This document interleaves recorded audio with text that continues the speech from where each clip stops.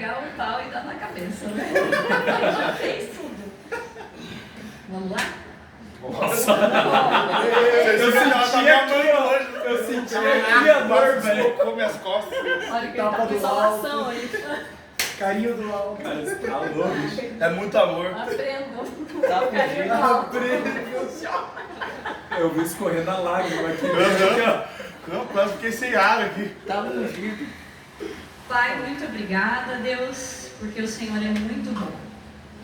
Mesmo quando nós não entendemos e mesmo que nós muitas vezes não conseguimos entregar para o Senhor de uma maneira, mesmo que simples e do nosso jeito, todo o nosso amor, todo o nosso sacrifício e renúncia, Pai. Nós te agradecemos pelo privilégio de te servir, Pai. Eu quero pedir que o Senhor venha, Pai, sobre a vida do Kleber de uma maneira profunda, Deus. Que o nosso coração, Pai, esteja tão alinhado ao Teu, pronto para receber as sementes que o Senhor já liberou sobre a vida dele, para que ele possa jogar, Deus, sobre nós e a nossa mente e coração, Deus, estejam alinhados como uma terra fofa, uma terra fértil, Deus. E que toda a semente que vai ser lançada nessa noite, Pai, ela cresça, ela floresça, ela frutifique. Amém. E que nós possamos dar frutos, Pai. E as pessoas possam ver o caráter de Cristo sendo manifesto na nossa vida, Pai. Que o Senhor venha e nos constranja em amor, Pai.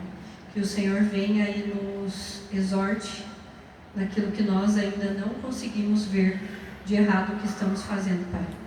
Em nome de Jesus, venha que a boca dele, Deus, seja uma boca profética nessa noite, Deus. Uma boca que vai alinhar e direcionar, Deus, a nossa vida e o nosso coração. Em nome de Jesus. Amém, Jesus. Amém.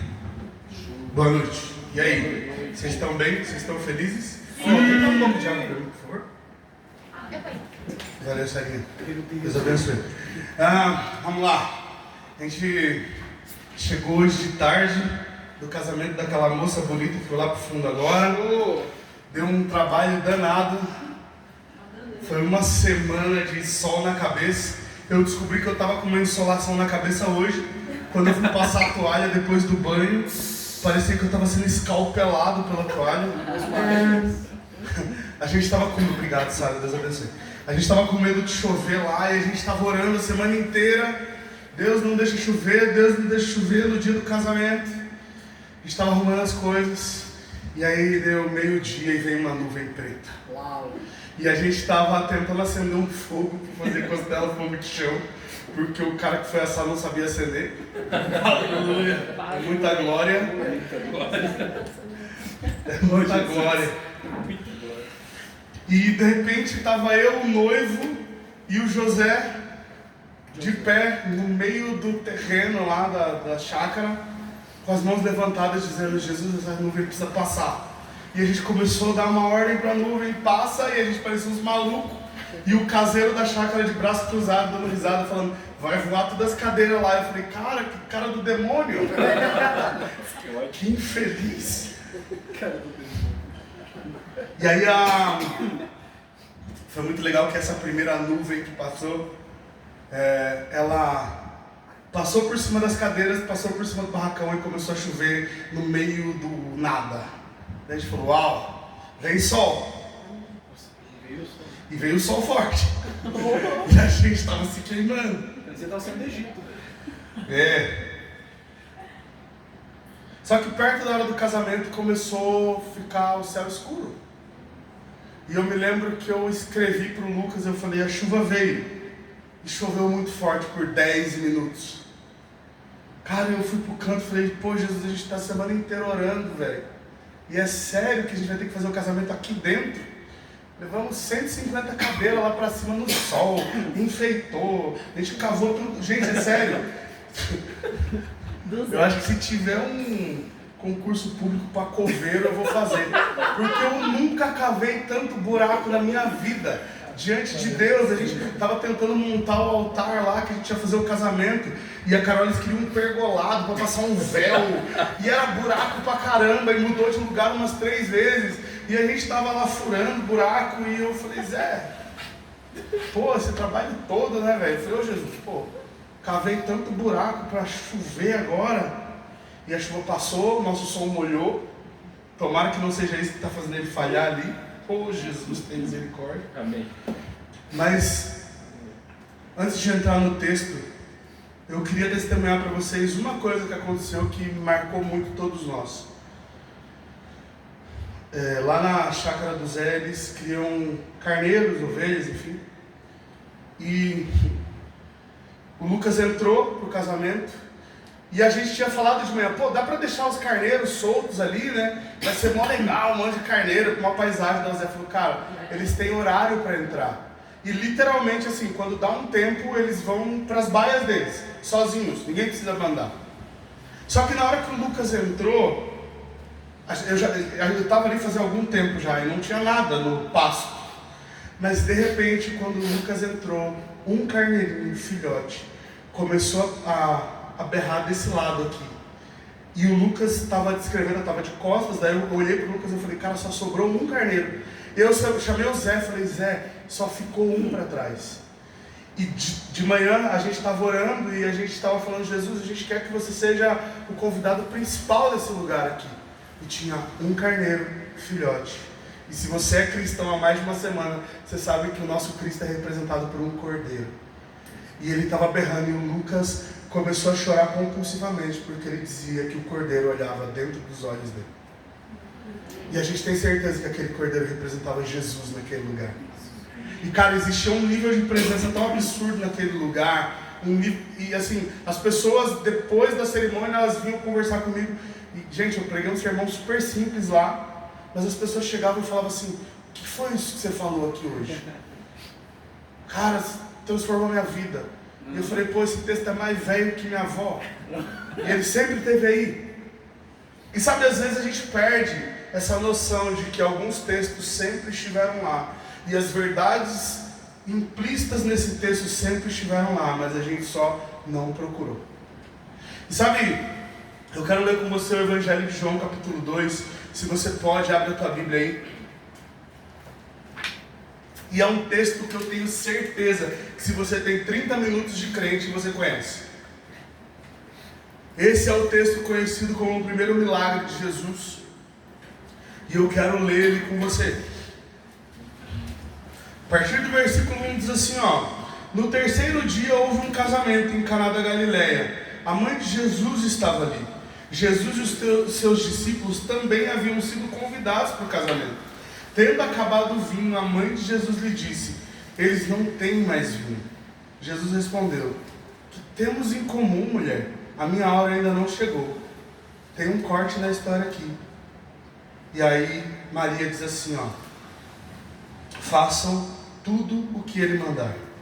Ali perto havia 6 potes de pedra, do tipo usado pelos judeus para purificações cerimoniais.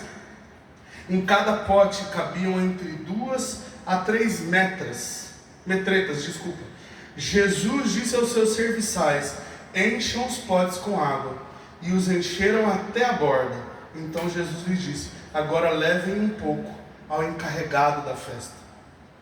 Eles assim fizeram, e o encarregado da festa provou a água que fora transformada em vinho, sem saber de onde essa viera. Embora os serviçais que haviam tirado a água soubessem disso, então chamou o noivo e disse, todos servem primeiro o melhor vinho, e depois que os convidados já beberam bastante, o vinho inferior é servido. Você, porém, guardou o melhor até agora. Tá, deixa eu contextualizar você. O primeiro milagre de Jesus nunca foi transformado em vinho. Na tradição judaica, a matemática do casamento era mais ou menos assim. Chegou lá, Ana Carolina e Lucas e decidiram fazer um casamento. E esse casamento era feito dentro das tribos, dentro dos bairros, dentro das cidades. E basicamente todos os amigos eram chamados para essa festa. E quando os amigos eram chamados para a festa, eles separavam 7 dias, que eram 7 dias de festa. 7 dias de festa em que os caras estavam comendo e bebendo às custas dos noivos. 7 dias de festa que os caras estavam tudo torto de bêbado. E não diga que Jesus transformou água em suco de uva, é heresia. É em vinho mesmo, porque ninguém fica bêbado tomando tangue.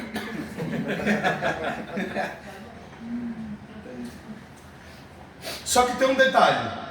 Imagina que a Ana e o Lucas decidem convidar você para uma festa e lá pelo 5º dia de festa acaba a bebida. Basicamente, dentro da tradição, você seria rejeitado porque você desonrou seus convidados. Você desonrou as pessoas que você convidou e as famílias que você convidou para estarem naquele lugar. Quando Jesus chega na festa, está tudo indo muito bem, as coisas estão fluindo. Jesus tinha sido convidado junto com os seus discípulos. E uma notícia chega até ele. Até então Jesus tinha recrutado os discípulos, ok?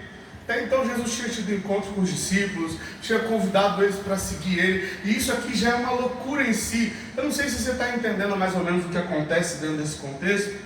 Mas Jesus chega para homens que tinham vidas comuns, trabalhos comuns, histórias comuns. E ele olha nos olhos dos caras, não tem nenhum discurso, não tem nenhum mandrake, nenhuma mágica, não tem nada. Ele só chega e fala, pô, vem e me segue. Os caras estão vendo Jesus falar e estão abandonando companhia de pesca. Os caras estão abandonando a vida deles para falar assim, cara, a gente vai seguir esse cara.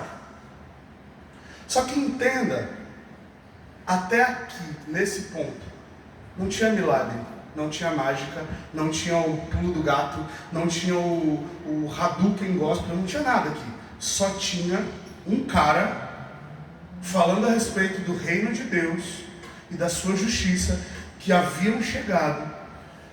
E aqueles caras entenderam isso. E eles vão para uma festa juntos. E sabe, uma das coisas que muito me chama a atenção e a gente não percebe é que alguns de nós convidam Jesus para estar dentro da nossa casa, mas a gente não sabe exatamente o que isso implica. Qual a implicação de Jesus habitar na sua casa?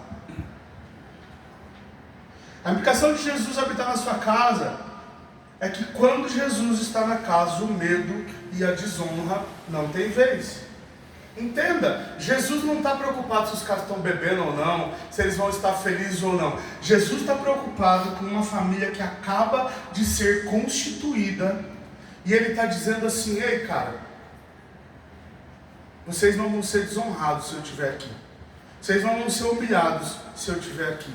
Vocês não vão ser perseguidos pelos vizinhos de vocês, acharcados pelas pessoas que vocês amam, se eu estiver aqui. Sabe, o problema também, muitas vezes, é que a gente convida Jesus para morar na nossa casa, a gente convida Jesus para ser o centro da nossa casa, mas a gente se comporta como se ele não estivesse lá. Porque a tua esposa acordou num dia, mal-humorada, e você decidiu revidar. Porque você tem um ego muito frágil para lidar com uma mulher que não está afim de dar um sorriso e dizer te amo de manhã.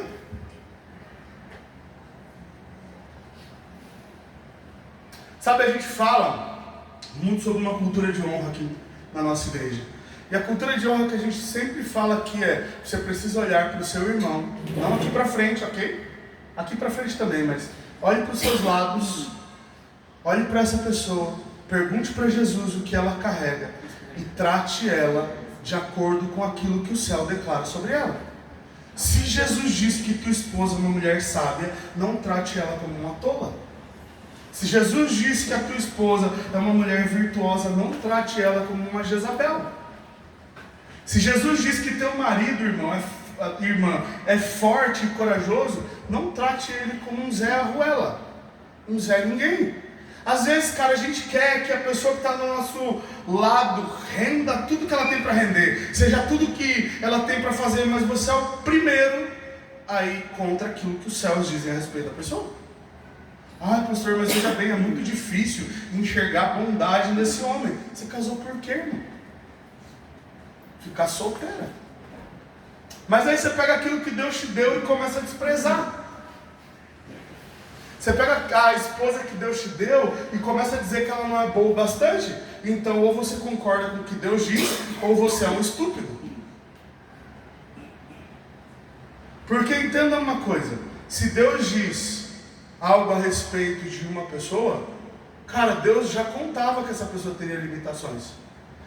Eu sempre digo para as pessoas que muita gente se impressiona com um palco. Cara, não tem nada diferente aqui. Eu não tenho um superpoder, irmão. Minha oração não é mais poderosa que a sua. Creia que não é mais poderosa. Esses dias atrás, meu filho chegou para mim e falou assim: pai, eu preciso que você ore por uma situação, porque a tua oração é mais forte. Eu falei: ei, cara, segura aí, como assim?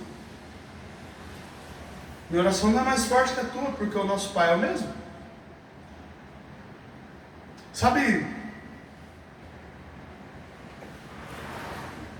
eu me lembro de um dia, há muitos anos atrás, quando a Giovana e eu começamos a viver um processo.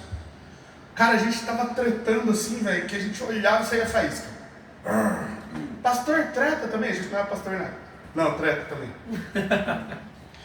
Mas, cara, a gente estava brigando muito, velho. Muito. Eu falei: pô, velho, não é possível, cara.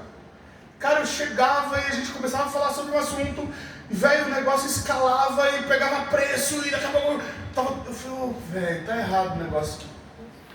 E aí um dia eu me lembro que eu falei assim: não, velho, na moral. Eu falei: tá errado isso aqui. E eu fui orar. Falei: Jesus, é o seguinte, cara, eu preciso que você me mostre como você vê a Giovana. Porque se eu olhar para a Giovana como você olha, essas brigas vão acabar. E eu me lembro, cara, que eu passei um tempão, Jesus me mostra, e não me mostrava nada.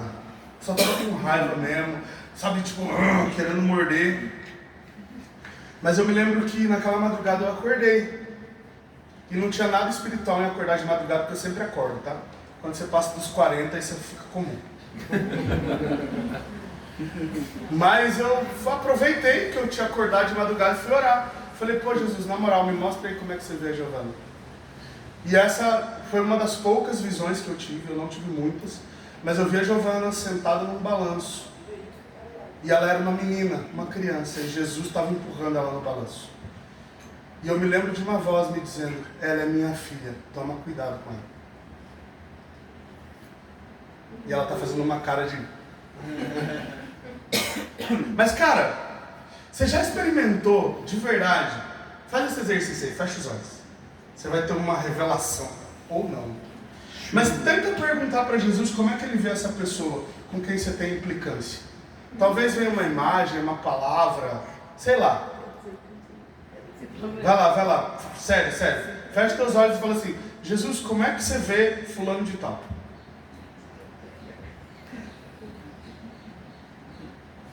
Tem nada de místico nisso, tá, gente? Pelo amor de Deus.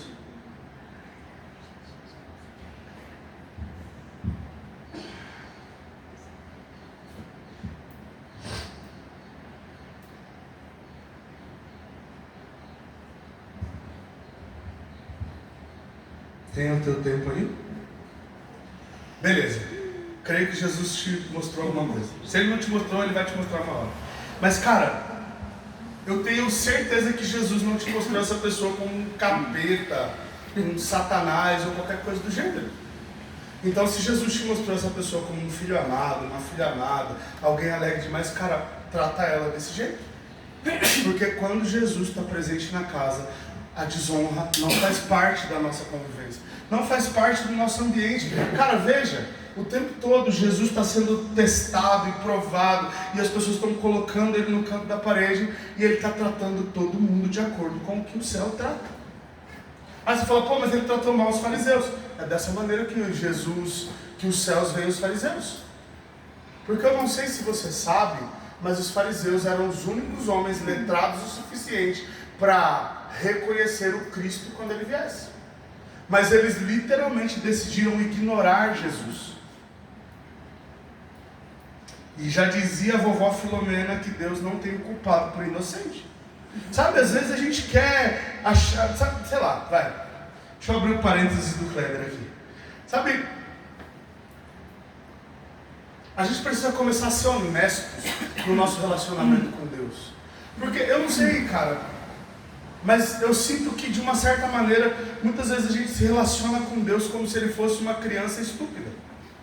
Como se ele fosse um menino imbecil de quem eu escondo as coisas, sabe? Como se ele fosse uma criança inocente. Cara, Deus não é uma criança inocente. Antes da fundação do mundo, Ele sabia do teu nome. Antes da fundação do mundo, Ele sabia de todos os teus dias. Se você tem dúvida em relação a isso, lê Efésios, irmão. Mas a grande realidade é que a gente quer, sabe, se relacionar com Deus como se Ele fosse um alheio, que Ele está distante demais, está olhando para o outro lado. Cara, os olhos dele estão fixos em você. Os olhos dele estão fixos no teu Instagram quando você está dando uma sapeada lá. E Ele está vendo o que você está vendo. E se você é a habitação do Espírito Santo, literalmente o Espírito Santo está vendo cada detalhe daquilo que você está olhando no Instagram. E eu estou falando de Instagram, fora aquilo que você vê na tua página oculta do Google.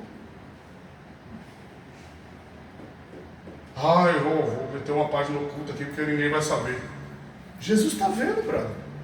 Só que a gente está se relacionando com esse Deus, sabe, como se Ele fosse um bonachão e que pecado fosse comum para Ele. Pecado não agrada o Senhor. E eu sei que essa mensagem, ela é tão impopular que as pessoas torcem o nariz quando a gente fala Deus não é conivente com o pecado. E Ele não é. Não tem meios termos, sabe? Você não tem o jeitinho brasileiro. E o jeitinho brasileiro é uma maldição para o relacionamento com Deus. Porque a gente está sempre empurrando com a barriga, deixando para depois, tentando dar um migué gospel. Aí quando a gente chega na igreja, que tem o pastor chato, a gente faz voz de espiritual. Aqui você não precisa, ficar tranquilo. Mas a gente faz voz de espírito, sabe? Inventa umas línguas estranhas que você nunca falou na vida. Bala, bala, bala, bala, sei lá. Você não precisa fazer isso, irmão. Só precisa ser honesto com Jesus. Se você é um cara que não presta, fala para Jesus, na minha concepção eu não presto, mas eu preciso prestar. Eu preciso começar a dar frutos. Eu preciso começar a me parecer contigo porque você me chamou para isso. Eu preciso olhar para minha esposa como você olha. Eu preciso olhar para os meus filhos como você olha. Porque eu não sei se você sabe, cara, criança tem o poder de te trazer presente. A nossa geração é uma geração que flerta muito com depressão e ansiedade. Então, basicamente, eu nem vou entrar em termos técnicos disso, mas se você é depressivo, você olha muito para trás e as feridas que você teve lá atrás ainda te machucam hoje. Se você é muito ansioso, você está sempre preocupado com o futuro e com o que vai acontecer lá e com o que você está plantando aqui, o quanto você investiu em CDC, e se você investiu no Banco Master e se lascou, agora você quer saber como é que você recupera isso.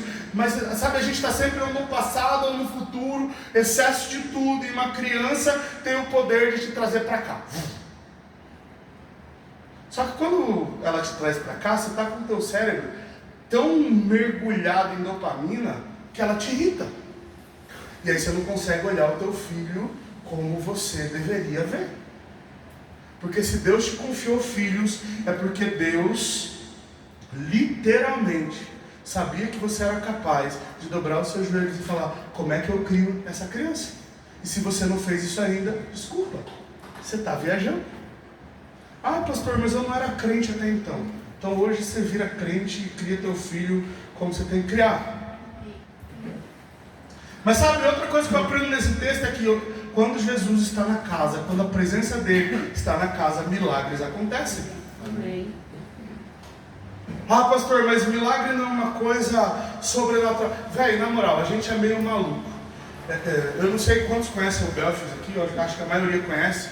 E ontem, enquanto eles estavam indo lá para a chácara, a Sara, a esposa do Belf, estava no carro com a tia Sol, que é a mãe dele, e a tia Sol falou assim, ai que pecado, tá chovendo, e o casamento da Carol vai ser ao ar livre, como que eles vão fazer agora? Aí a Sara parou e olhou assim, tia Sol, relaxa, na igreja do Kleber todo mundo é maluco, você tem dúvida que eles vão para fora orar para a chuva passar? Cara, assim, o maluco foi um super elogio, bro. Porque a gente está o tempo todo orando por coisas que outras igrejas não oram. Ah, Kleber, porque vocês são os diferentão? Não, cara, porque a gente crê que Deus pode todas as coisas. Cara, a gente já viu coisas aqui que vocês não têm nem ideia, bro. A gente já orou por pessoas que tinham câncer e elas foram curadas. Um dos testemunhos mais fortes que eu tenho é que uma amiga minha do ensino médio me ligou um dia e falou, cara, ora por mim, eu estou com câncer no útero, grau 3, e eu acho que já se espalhou pelo meu corpo todo. Ela falou, pô, eu creio que se você orar vai acontecer alguma coisa. Brother, eu de verdade, assim, ó, eu li aquela mensagem e comecei a chorar. Eu falei, velho, tá maluco, cara. Como é que eu vou orar por esse negócio aqui? Eu falei, é câncer. E eu não sei se você sabe, se você está nos visitando aí, ou se você é novo. Cara, minha mãe tinha morrido de câncer, tipo, uns 3 anos antes. E eu falei, brother, eu orei pela minha mãe, ela não foi curada, eu vou orar por essa menina, não vai acontecer nada. Olha o pastor de vocês. Crente que é uma benção. Mas eu falei, pô, Pri, vou orar, velho. Deixa comigo.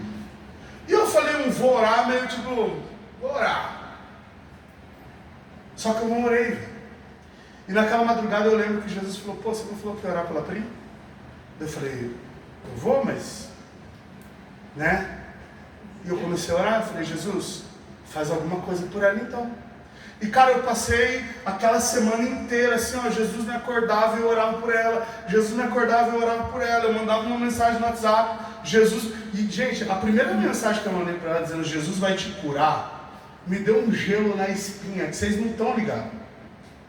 Eu falei, pô, velho, se essa menina morrer e a família dela ler essa mensagem depois, eles vão me processar, velho, charlatão. E eu orando por ela e mandando mensagem, declarando palavras de vida. E passou um tempo e a gente não se falou mais. E aí um dia a Pri me manda uma foto de uma ultrassom. Ela falou assim, cara, eu sabia que você era diferente. Eu falei, por quê? Só que, cara, sabe quando você tá com certo receio? Velho, eu não abri a imagem. Eu nem baixei a imagem. Daí ela falou assim, dá uma olhada nessa imagem aí. Você é diferente. Aí ela começou a falar um monte de coisa. Eu falei, cara, o que essa menina tá falando, né? Eu falei, vou abrir a imagem. E era uma ultrassom de um bebê. E ela falou assim, o câncer que eu tinha no útero, Deus transformou num bebê. E eu tô grávida, e eu não podia ficar grávida. Porque os meus ovários são policísticos. E eu não tinha possibilidade nenhuma de estar grávida. A minha filha nasceu há quase 20 anos atrás, e agora eu tô grávida de novo. E eu tava com câncer, e os médicos estão tentando saber uma explicação de como que um câncer vira um bebê. E aí você pode falar, uau, todo câncer que o Kleber orar vai virar bebê. Não, não vai. Todo câncer que o Kleber orar vai ser curado. Não, eu já orei por vários outros que não foram. Mas a gente não deixa de orar, brother. A gente não... Cara, a gente ora por uns negócios malucos. Às vezes eu olho e falo assim, cara, o que a gente está fazendo? É ou não é? A gente ora para não chover no casamento. Mas sabe, não é a primeira vez que a gente ora para não chover num casamento. Eu me lembro que a minha irmã do coração, a Hannah, ia casar ao ar livre. E o Juvenil chegou para mim um dia e falou assim, cara, acho que uns 2 dias antes, pô, vocês que são malucos, que oram por essas coisas, cara, tem previsão de chuva de 70% no casamento da Hannah. Ele falou assim, cara, sei lá, velho, só ora aí. Aí a Giovana falou assim, diz pro Juvenil que não vai chover no casamento. 70% de chance de chuva. Eu falei, Giovana. Ela falou assim, Kleber, eu tô falando disso pra ele que não vai chover. Eu falei, bicho, responsabilidade tua, você que vai queimar a cara. 70% de chance? Minha fé não era tão grande assim. E cara, e a Giovana começou a orar. E ela começou a orar. E ela começou a orar com mais intensidade. E a gente chega pro dia do casamento. Quando a gente chega pro dia do casamento, velho, tava um sol, mas sabe tipo o sol de ontem, assim? 35 graus, um negócio absurdo. Gente, eu me lembro, de verdade, assim, tem várias testemunhas e tem vídeo, inclusive, que quando o Juvenil, e ele estava ministrando o casamento da filha dele, quando ele disse amém, literalmente a nuvem veio vindo de trás dele. E a gente correu pro salão, e a chuva caiu. Aí você fala assim, nossa, mas pode ser coincidência. Pode, mas a gente prefere acreditar que não. Sabe, cara, tudo pode ser coincidência. Mas tiveram malucos que ajoelharam e oraram e aconteceu. Saca? Porque eu creio que a gente vai chegar na eternidade um dia e Jesus vai falar assim, eu estava vendo vocês orarem. Eu estava vendo vocês exercitarem a fé de vocês. Sabe, irmão, não é maluco você orar por umas coisas doidas. Porque A gente fica sempre pensando assim, e se não acontecer? Que tal você começar a pensar, e se acontecer, brother? Amém. E se minha vida que estava toda destruída começar a fazer sentido agora, porque eu orei? Amém. Satanás vai cochichar no teu ouvido e dizer assim, olha, foi só coincidência, veja bem. Foi nada, irmão. Não foi coincidência, cara. Tem esse negócio de coincidência com Jesus. Ô, velho, na moral, olha para esse texto. Acaba o vinho, Jesus manda. Cara, Jesus manda encher umas jarras de água. E eu não acredito que os caras estavam tão bêbados assim, tipo, para tomar água e dizer que é vinho. Porque se você já bebeu um dia, você sabe que você está ali com a boca meio gosto de guarda-chuva. Próximo gole de qualquer coisa que você toma vem para dar aquela, sabe, completar o sabor. Pô, se você está tomando uma cachaça, vem uma água, pô, você não é imbecil, né, para saber que não é água. Só que a gente, sabe, a gente fica tentando arrumar desculpa para tudo o que Jesus está fazendo. A gente fica tentando arrumar, sabe, desculpa na nossa cabeça, dizendo assim, olha, veja bem, poderia acontecer naturalmente. Por que não aconteceu antes, irmão? Só aconteceu quando você começou a orar. Saca? A gente precisa parar com essa incredulidade. Aconteceu exatamente quando eu comecei a orar. Se você já leu o livro de Daniel, você sabe que Daniel se põe 21 dias de jejum e ele começa a orar por um milagre do céu. De repente, cara, 21 dias depois, chega um anjo e fala assim, tava guerreando com o príncipe da Pérsia. Cara, esse texto não faz sentido nenhum. Mas o anjo chega. E se Daniel não tivesse orado, o anjo teria chegado? Provavelmente não, cara. Sabe por quê, irmão? Eu tenho uma percepção, eu queria dividir ela com você. A oração não tem nada a ver com o que Deus pode fazer por você a partir dela. A oração tem a ver mais ou menos com uma ideia de você e Deus numa conexão tão profunda que os teus desejos passam a chamar a atenção dos olhos dele. Kleber, não tem base bíblica. Então rasga a tua Bíblia, irmão. Porque o que eu vejo de Gênesis e Apocalipse é o Deus eterno movendo pessoas para orar. E quando essas pessoas começam a orar, alguma coisa começa a acontecer. Veja, cara, você está com o sono todo zoado. Você começa a orar falando, Deus, estou com o sono zoado. Cara, naquela semana você começa a dormir bem. Aí você fala assim, não, eu parei de tomar o pré-treino. Irmão, vá pro inferno. Né? Para de frescura, velho. Fala que foi Deus. Deixa a tua fé. Sabe, você precisa colocar a tua fé em ação. Não, eu estava sozinho, desesperado, apareceu uma gata e a gente vai casar. Não, é porque eu sou muito bonito. Não é, irmão, vai. Tem nenhum galã. O Rick já está assim, Jesus, misericórdia. Pô, cara, sério? Você precisa começar a exercitar a tua fé, irmão. Você precisa começar a olhar para as coisas com olhos não naturais. Porque, cara, você está olhando as coisas de uma maneira natural o tempo todo. E você perde a oportunidade de enxergar as coisas que Deus está fazendo nas entrelinhas. Sabe? Nas entrelinhas, cara. Você pode achar, não, pastor, mas veja, minha causa é meio supérflua. Cara, vinho num casamento é importante? Tava todo mundo bebendo, tava todo mundo caindo de bêbado. Não tinha a ver com aquilo, cara. Sabe, isso é uma interpretação pessoal, é uma heresia pessoal. Deixa de lado, se você não quiser, não come isso. Mas assim, Jesus, ele chega e, velho, ele está muito mais preocupado com o alívio que aqueles noivos iam sentir do que com a bebedice do povo. Você já pensou se Jesus fosse evangélico? Ele ia chegar e ele ia falar assim, não, beber não, cachaça não. Se Jesus fosse evangélico, ele ia chegar e falar assim, eu vou transformar água em suco. Jesus não é evangélico, irmão, sai disso, cara. Nem católico, para com essa palhaçada, irmão. Jesus não criou a igreja evangélica. Os homens criaram. Jesus está se manifestando àqueles que o buscam. E sabe, uma coisa que eu creio no meu coração e coloca essa na minha conta também, bota no meu CPF aí. Mas eu creio que a gente vai ser surpreendido por pessoas que literalmente não tinham os mesmos hábitos que nós, mas elas vão estar na eternidade. Jesus vai falar assim: cola comigo. E para aqueles que eram muito religiosos e não tinham fé de verdade, Jesus vai falar: pô, eu não te conheço. Saca? Porque a gente está tão preocupado com a estética, com o jeito, com a forma. E se você não disser em nome de Jesus no final da oração, você não está orando. Ô irmão, para, velho. Na moral, você está orando em nome de Jesus. Você nem pode orar em nome de outra pessoa. Você só pode ir até Deus por causa de Jesus. Ou você acha que você é o brabo?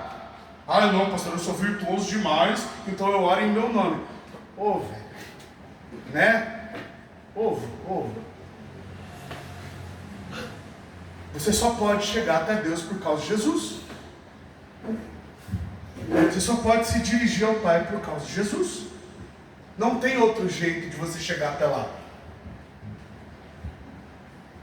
Ai não, mas veja, eu fiz 6 dias de jejum. Daí, cara, você passou fome gospel. Sem Jesus não dá. Você passou uma fome com um nomezinho bonitinho, jejum. Não muda nada. Cara, tire Jesus da equação da sua vida e nada muda. Tente fazer a bondade sem Jesus. Era uma bondade orgulhosa. O cara aqui, ó, dando uma cesta básica e, ó, cesta básica. E eu imagino que nessa hora o Satanás está montado no ombro dele, dizendo: ó, cesta básica. Porque você está fazendo para você, irmão. Você não está fazendo por ele. Entenda de uma vez por todas que toda a bondade que vem de você só vem por causa de Jesus. Todo ato de bondade que você tem em relação às pessoas ao seu redor é por causa de Jesus. E aonde Jesus está, milagres acontecem. Então você precisa começar a colocar a tua fé nisso. Sabe, quando a bateria do teu violão acabar e você conseguir tocar plugado com ele, é Jesus, brother. Cara, meu afinador não está nem funcionando, o violão estava. Isso não acontece, cara. É Jesus. Você pode falar: não, pastor, veja, deve ter dado um curto-circuito. Cala a boca. Cara, foi Jesus, velho, que fez funcionar. Ah, mas caiu o som 2 vezes. Tá vendo como você tem a mente demoníaca? Para mim caiu o som 2 vezes porque Jesus queria ouvir a voz de vocês. E talvez meu violão estava atrapalhando ele. Ai, pastor, você vive muito no mundo de Bob. Me deixa no mundo de Bob, então. Tá tudo certo, irmão. Só que, sabe, nós precisamos nos tornar habilidosos em procurar a bondade de Deus. Sabe, cara, a gente chama tudo de coincidência. A gente chama tudo de acaso. Não tem acaso quando Deus é o teu Senhor. E quando Jesus está na casa, tem alegria, tem festa.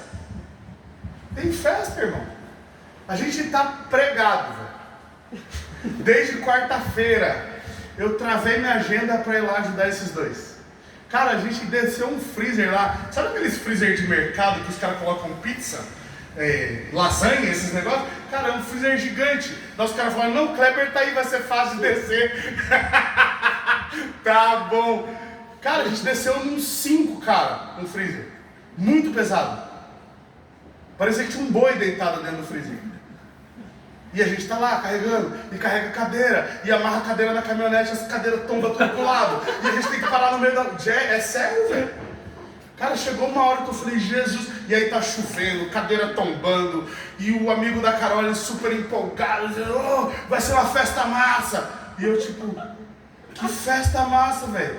Nós vamos ter que pegar todas essas cadeiras da rodovia, bro. E o cara super empolgado: não, eu vou estar energizando aqui. Eu falei: cala a boca, irmão, vai orar.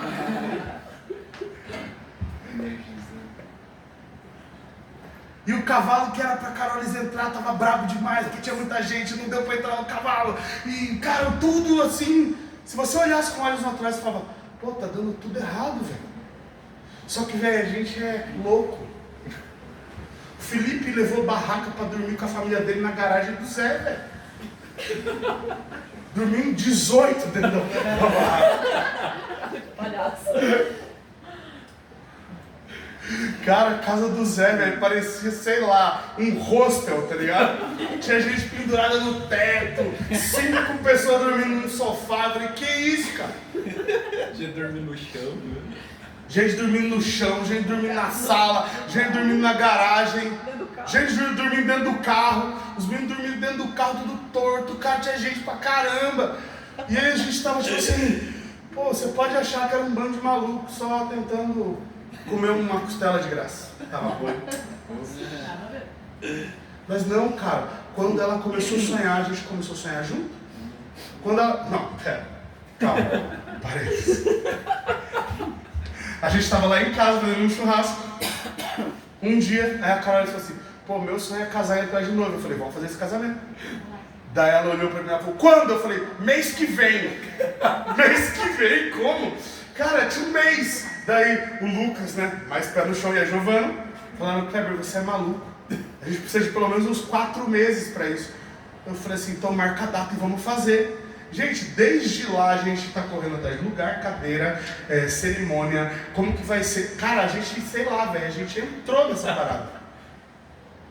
Cara, quando o Lucas veio, muito esquisito assim, mas o Lucas entrou, tinha a cena do cordeirinho ali, eu já tava tipo... Daí de repente veio essa daqui. Cara, quando a Carolis veio entrando, a única música que vinha na minha cabeça era... O Noivo Vem, Meus Votos, né? Cara, e eu tava tipo, de óculos escuros, tipo, soluçando, batendo beijo. Mas, cara, eu fico imaginando a cena de Jesus vindo pra buscar sua igreja. E a gente parou de falar isso nos nossos púlpitos porque essa mensagem não atrai pessoas.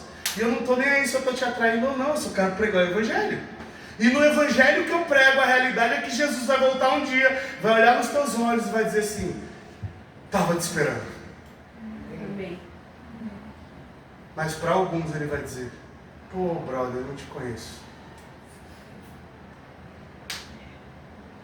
E sabe, meu irmão, minha irmã, deixa eu te falar uma coisa. Pouco tem a ver com o quanto você consegue se santificar sozinho. Pouco tem a ver com o quanto você consegue mostrar virtuosismo, saca? Tem muita gente virtuosa demais por aí. Tem muita gente, cara, que mostra virtuosidade o tempo todo. O cara é o brabo, ele faz, ele acontece, ela é, nossa, cópia de Jesus. E no off essa pessoa não é assim. Não tem a ver com isso. Tem a ver com quando você chega, as pessoas falam, Jesus chegou. É a bondade que você carrega, é o espírito manso, é a alegria do Senhor que você carrega. Pô, você chega com uma cara de maracujá azedo em todo lugar, irmão. Como é que as pessoas vão ver Jesus em você? Você imagina Jesus chegando no café da manhã, olhando, o cabelo tudo bagunçado. Cadê a Ju? Tirou agora. Eu não podia perder essa, desculpa. Tá descrente agora. Estou usando o púlpito para te expor. Brincadeira. Não, mas ela acorda bonita, só que com o cabelo bagunçado. Podia falar das coisas boas. Vou falar, calma, segura. Vou cobrar. Mas, cara, você precisa deixar Jesus te ver, as pessoas verem Jesus em você. Todo mundo meio que se assusta comigo às vezes, porque sempre que eu vejo alguém parado com o carro quebrado no trânsito, seja onde for, eu paro o meu carro, entrego a chave para a Giovana e vou lá ajudar o carro. E a Giovana tira o nosso carro dali e vai embora. E me espera em qualquer lugar que dê para esperar. A povo fala, pô, mas você não precisa fazer isso. Cara, se meu carro tivesse quebrado, eu estivesse na rua, e alguém chegasse para me ajudar, eu ia falar, pô, Jesus chegou, velho. Você entendeu a matemática da coisa? Sim. Você pode literalmente chegar como Jesus na vida de alguém, quando tem uma mulher parada no trânsito, com o carro quebrado, e ela não sabe o que fazer. Eu já cansei de parar o carro e ter uma mulher assim, ó, tipo, olhando pro celular desesperada e tipo, o que eu faço agora? E uma fila de marmanjos atrás buzinando. Pô, cara, tudo do Satanás, bro. Porque, cara, Jesus não buzinaria. Jesus ia descer, ia ajudar ela a empurrar o carro e ainda ia oferecer o telefone dizendo, você tem alguém para quem ligar? Quando tua esposa queima o arroz, irmão, você não diz pra ela que ela não sabe cozinhar. Você come o arroz queimado, velho, e fala que tá bom. Ai, pastor, mas é mentira. Juvenil. Seja gentil, velho. E se você não tá afim de comer o arroz queimado, irmão, faz outro você. Ah, mas eu não sei cozinhar, então cala a boca. Porque criticar o que os outros fazem sem poder fazer o melhor para aquela pessoa, sabe, é falta de bom senso. Jesus não está preocupado com a religiosidade das pessoas, e ele nem estava preocupado se a nossa discussão no século XX era se ele tinha transformado água em vinho ou em suco de uva, entendeu? Jesus não está nem aí para a reputação dele. Jesus não está nem aí porque as pessoas vão pensar, olha, veja, esse rabino está transformando água em vinho. Cara, Jesus não está nem aí para o que você pensa a respeito dele, porque ele é Deus. Jesus só está te convidando para uma vida em que literalmente, quando ele chega dentro da tua casa, a alegria chegou também. Amém. Mas sabe como que a alegria chega, irmão? Quando você volta do teu trabalho, e aí você chega em casa antes da tua esposa, e aí você faz um café, e aí você coloca uma bacia para ela lavar o pé, uma água morninha, com um chinelo do lado, e quando ela chegar, ela vai ver Jesus em casa. Mas aí você espera a tua esposa, velho, chegou tarde, não vai fazer janta. Pô, cara, você é cretino, velho. Saca?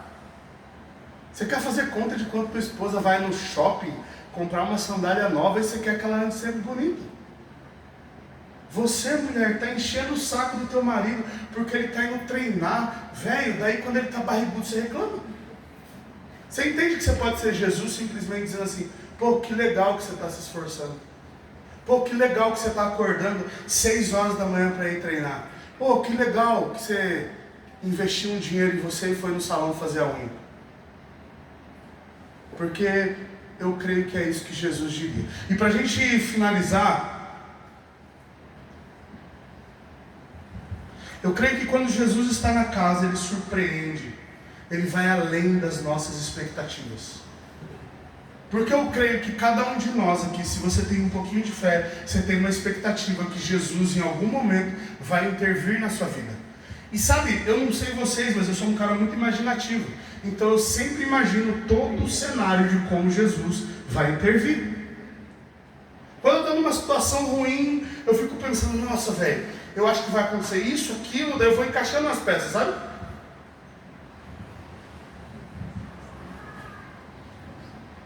Talvez para aqueles noivos, e a Bíblia não diz isso, tá bom?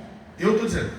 Mas talvez para aqueles noivos, a expectativa mais positiva que eles podiam ter é, pô, as pessoas vão embora e não vão querer beber mais. E a gente não vai ser envergonhado e humilhado e rejeitado. Talvez essa era, nossa, o ápice. Cara, na moral, assim, pensa no contexto da época, tá? Jesus não era nem conhecido. Chega alguém na tua festa, você está prestes a ser publicamente humilhado, e essa pessoa resolve o teu problema. Quem já teve que lidar com alguém que resolveu o teu problema aí?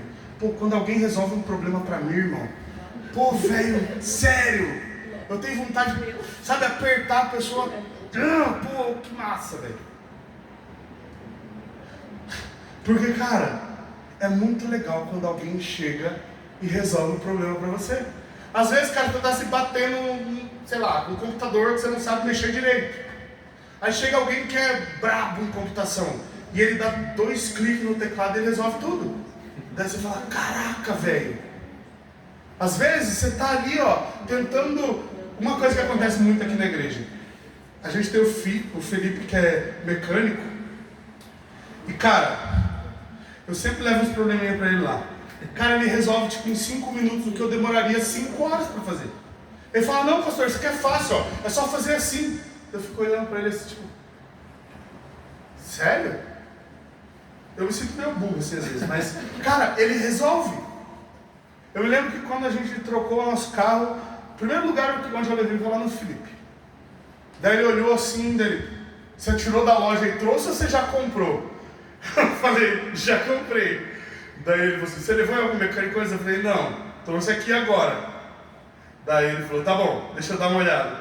Cara, tinha uns 13 códigos no painel assim, tipo, código de, sei lá, pneu murcho, e mais uns negócios lá que ele foi resolvendo. Ele conectou um computador e eu estou vendo, e ele está conversando comigo, rindo, falando um monte de coisa, e ele está resolvendo o problema. E ele está conversando comigo, rindo e resolvendo o problema. Conversando comigo, rindo e resolvendo o problema. De repente, todas as luzes do painel se apagaram. Daí ele falou, beleza, pastor, está tudo certo. Daí eu falei, como assim está tudo certo? Ele, está tudo certo. Você só precisa calibrar os pneus agora. Daí eu falei, mas não tem mais nada? Ele, não tem mais nada. Gente, ele fez, de verdade, ele fez isso dando risada e conversando. Às vezes tudo que você precisa é de alguém que esteja resolvendo o teu problema, dando risada e conversando. Só que a gente aprendeu a se relacionar com um Deus mal-humorado, sabe? Com um Deus que olha pra você e quer sempre te punir, porque Ele tá sempre olhando pra você e com teus pecados. Pô, velho, na moral, se Deus fosse assim, Ele já tinha matado todo mundo aqui. Ou você é o virtuosão? Porque eu ia ser o primeiro da fila que ele ia passar o serão. Sabe? De verdade, você não consegue ver o bom humor de Jesus transformando água em vinho? Sei lá, cara, se eu sou Jesus, eu já ia estar pensando, vou escandalizar os crentes. Porque, cara, Jesus não está preocupado se você está escandalizado ou não. Às vezes você vê alguém que não professa a mesma fé que nós, ou na sua perspectiva não professa, e essa pessoa fala, caramba, isso aqui deu certo, tenho certeza que Deus me abençoou. Você fala, não, porque ele não é crente evangélico e não frequenta a minha igreja. Cara, Jesus não te deve satisfação, cara.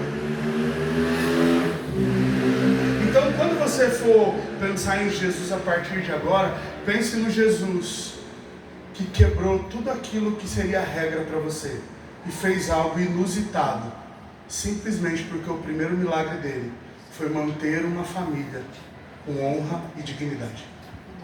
O primeiro milagre de Jesus não tem a ver com o vinho, tem a ver com aquela família continuando sendo respeitada e amada por toda a sua comunidade.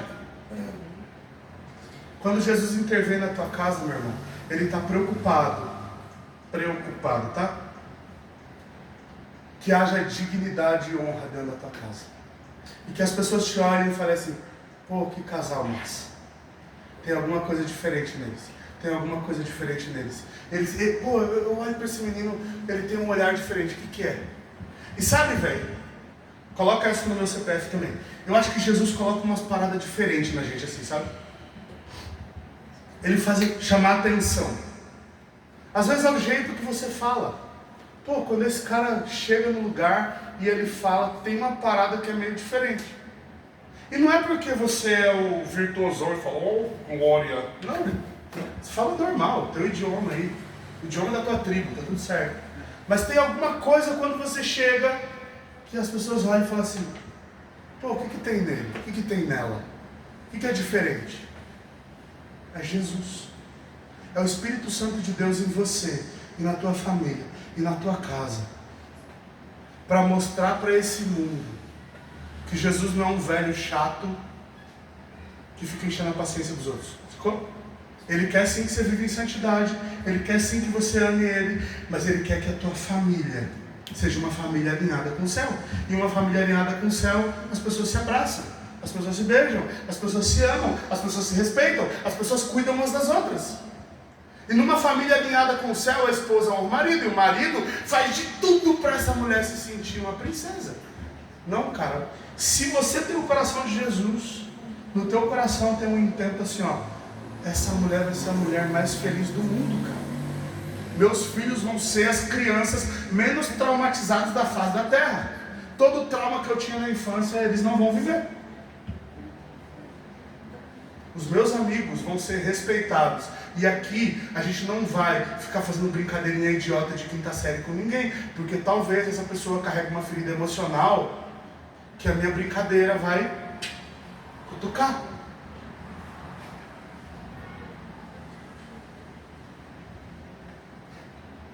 Por causa da estética e do modo, a gente perdeu muita gente. Tem muita gente que não tem coragem de entrar por aquelas portas, simplesmente porque elas acreditam que crente odeia elas. E aí pense nos mais variados grupos que você conhece. E há anos a gente tem falado a mesma coisa aqui. Cara, o nosso sonho é o dia que os travestis vão entrar aqui e sentar na nossa comunidade. Amém. Sabe por quê, irmão? Porque a função de convencer as pessoas não é minha. Eu não sou tão bom assim. Eu não tenho argumentos o suficiente. Saca?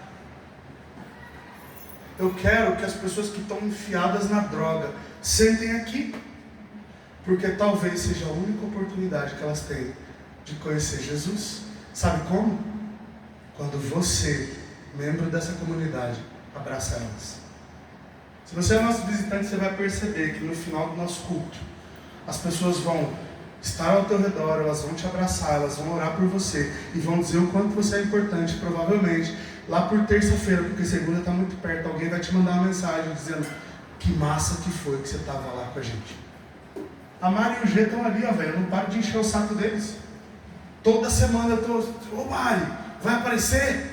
Ela fala, ô pastor, trabalhei, mas eu vou. O G, cara, mano, eu encho o saco dele.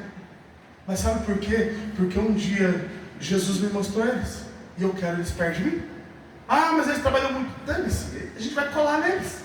Até o dia que ele vai me ligar e vai falar assim, ô, vamos queimar uma carne hoje? Porque os homens dessa igreja são todos sem vergonha assim. Os caras me ligam e falam, ô, faz muito tempo que ele não faz churrasco, hein? Tá faltando 2 dias. Faltando carne. E gente, às vezes, cara, a gente tá tudo quebrado, velho. A gente só tem dinheiro pra comer pão e linguiça, é isso aí. Aleluia! Pão e linguiça, a gente bota nome chique, né? Vamos comer choripã. Choripã! Ah, me respeita, pão, linguiça e tomate, irmão. Eu tô esperando o carneiro. A Carolis, parênteses de novo do tio Kleber aqui. A Carolis era vegana, pra quem não sabe, e ela passou 9 anos, 8 anos sem comer carne. E nada que vinha de fonte animal. Olha os milagres de Jesus, cara. Ô, na moral, aí a gente tá orando, né? Só que eu tô orando quieto, né? Porque eu falei, pô, cara, na moral, né? Se eu falar pra ela, vai que ela se ofende. Perguntei umas 2 vezes sobre o veganismo, meio pelas beiradas, ó. Por causa disso, um monte de argumento. Eu falei, cara, eu não vou nem entrar nesse mérito. Eu falei, só vou orar. E eu literalmente orei 2 anos por isso. Falei, pô, Jesus, toda vez que eu vou fazer churrasco eu tenho que comprar abobrinha e milho. Não faz sentido, velho. Palmito. A Carolis, quando no finalzinho ali, né, do processo, né, ela tá, pô, não aguento mais ver abobrinha. Daí um dia eu tô em casa, acho que era uma terça-feira, segunda-feira. Aí eu recebo uma mensagem assim, partiu o churrasco dela. Só que, cara, o churrasco dela era milho e abobrinha. Eu falei, beleza, né? Vou comprar milho e abobrinha. Aí o Lucas me mandou uma mensagem escondida no privado dele. Ô, velho, tem uma novidade pra você. Eu falei, o quê? Mano, vou levar uma picanha e uns 3 quilos de asinha. Eu falei, por quê? Pô, você vai ver a hora que eu chegar aí. Não compra milho nem abobrinha. Eu falei, como assim, né? Eu fiquei meio tipo, Cara, a Carolis chega em casa. E a gente tá lá espetando a asinha e eu tô olhando. Falei, pô, ela deve estar de jejum, não vai comer nada, tudo certo. Brother, essa mulher começou a comer asinha de frango. Ela comeu uns 2 quilos sozinha, tá ligado? E desde então, a vida deles ficou mais cara, tá ligado? Pensa num bicho que come. Só tá faltando carneiro, né? Só tá faltando. Aí, tá, beleza. Daí o Zé prometeu que ia ter carneiro pra gente comer. Só que o Zé não conseguiu, então agora ele tá na missão de conseguir esse carneiro pra gente. Carnaval. Já faz a Gente, então aqui ó, já tá prometido. Se você for no retiro de carnaval, nem que seja um dia, vai ter carneiro lá. O Zé que vai levar. A gente ajuda, Zé, calma. A gente ajuda, não, a gente racha. Relaxa. Mas cara, só pra encerrar, a gente tá sempre dando desculpa pra estar junto. Sabe por quê, irmão? Não é porque a gente é um bando de virtuoso. É porque a gente reconheceu que dentro das nossas limitações, a gente consegue viver bem. Cara, eu sou um pastor que não tem cara de pastor, jeito de pastor, eu não falo que nem pastor. Esses dias atrás alguém estava treinando comigo lá na live e falou assim, pô, velho, esse candidato a vereador, você conhece todo mundo desse lugar? Porque para mim santidade não tem a ver com linguajar rebuscado. Tem a ver com o quanto eu quero mostrar de Jesus. Tem a ver com o quanto ele é importante para mim e o quanto as pessoas vão se sentir amadas. Sim, amadas, simplesmente quando eu dizer, oi, tudo bem com você? Talvez, irmão, você precise começar a arriscar um sorriso. Faz assim, ó, sorrisinho. Tem uns 3 que sorriram, vai, dá uma forçada aí. Isso. Você força um sorriso e fala, bom dia, tudo bem? Às vezes você mudou o dia da pessoa, a vida da pessoa, a história da pessoa.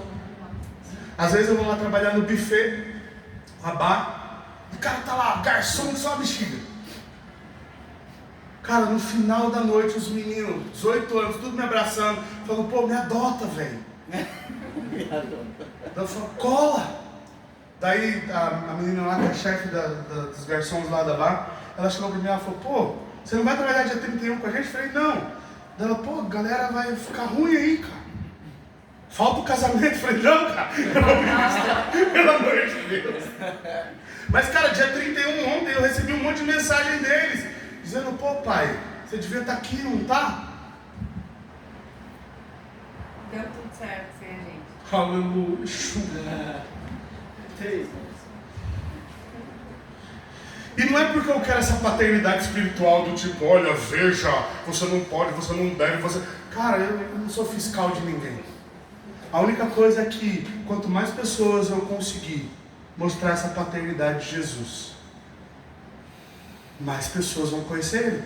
E talvez, cara, é colando, velho. Andando com a gente aí, ó. Cara, a gente não tem nada de anormal, mas a gente tem uma coisa, Jesus. E quando a gente vai comer carne aqui, a gente está tirando sarro um do outro. Cara, fala com umas abobrinhas, umas atrocidades, mas a gente sabe que Jesus está ali. Sabe por quê? Porque não tem nada que a gente faça em que a gente não convide Ele. A gente vai fazer uma trilha com Jesus aí, o Zé disse que vai levar a gente numa trilha leve. Eu estou meio duvidando disso já, mas tudo bem. Trilha e leve não combina muito. Mas, cara, a gente vai fazer isso e Jesus vai estar lá. Você pode ter certeza. Talvez a gente chegue no final da trilha pisando na língua, tudo torto, sabe, dando escorregão, batendo o joelho no chão, sei lá, velho. A gente estava hoje lá de manhã desmontando cadeira, carregando no sol, mas, cara, Jesus estava ali, porque a gente convidou Ele. Jesus não estava só na hora da cerimônia. Tinha pessoas, cara, de verdade, assim, ó, que chegavam para mim e falavam assim, cara, eu vou entregar minha vida para Jesus, porque essa pregação que você fez aí mudou minha vida. Eu falei, cara, sério? Foi quase que eu tava tipo, você tem certeza? Falei, nada demais, cara. E no final da festa teve o irmão da Carolis. Ele chegou pra mim, ele me abraçou, ele lá do Rio. Daí ele me abraçou e ele falou assim, eu sei que não é fácil ser líder, mas, cara, continua. Irmão, eu não sei contar pra você quantas vezes eu pensei em desistir, de verdade. Quem está mais tempo comigo sabe disso. Várias vezes eu olhei e falei assim, é sério, cara? Pô, eu poderia estar fazendo qualquer outra coisa. E eu realmente poderia, tá?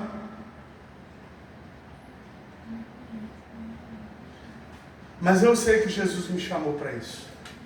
Com as minhas imperfeições, com as minhas limitações. E sabe, Jesus te chamou para ser um bom marido. Jesus te chamou para ser uma boa esposa. Jesus te chamou para ser um bom filho, um bom pai, uma boa mãe. Jesus te chamou para isso. E você precisa literalmente começar a crer nisso. Porque quando você crê que Jesus te chamou para fazer aquilo que você faz, você vai fazer como Ele faria. E quando você fizer como Ele faria, o mundo vai olhar para você e a pergunta vai ser, o que tem de diferente aí? E a única resposta possível vai ser, Jesus. E eu queria, antes da ceia, te falar um negócio. Só quero desmistificar uma coisa na tua mente. Algumas pessoas, de maneira muito errada, usaram um texto da palavra de Deus para dizer que aquele que come indignamente, come e bebe para a sua própria condenação. E a gente acreditou que isso tinha a ver com o fato da gente estar em pecado ou não. E alguns de nós aqui deixaram de tomar ceia várias vezes porque a gente acreditou que com a força do nosso braço a gente conseguiria ser santo o suficiente para participar da mesa de Jesus. Deixa eu ressignificar isso para você. Quem come e bebe indignamente é aquele que não reconheceu Jesus. Porque quem garante o seu lugar à mesa é o Cristo. e ao sacrifício dele. E nada que você faça é bom o suficiente para você participar da mesa de Jesus. Então, se tem um capeta sentado no teu ombro, dizendo assim, ó, não toma ceia porque você está em pecado, só tenha certeza que você está em paz com Jesus. E é só isso que você precisa. Porque você não tem condições de ser santo o suficiente para participar da mesa. Eu queria pedir para todos vocês, do fundo do meu coração, não deixem de participar da mesa. Porque quem garantiu o lugar de vocês nessa mesa foi Jesus. E Ele vai continuar garantindo até a eternidade. Amém? Amém. Ixi, eu ouvi um amém muito fraco. Amém? Amém. Agora o fogo quase desceu aqui. Então vamos cear, gente. Minha esposa vai ministrar essa ceia. A mulher mais linda do mundo. Coisa mais fofa que eu conheço.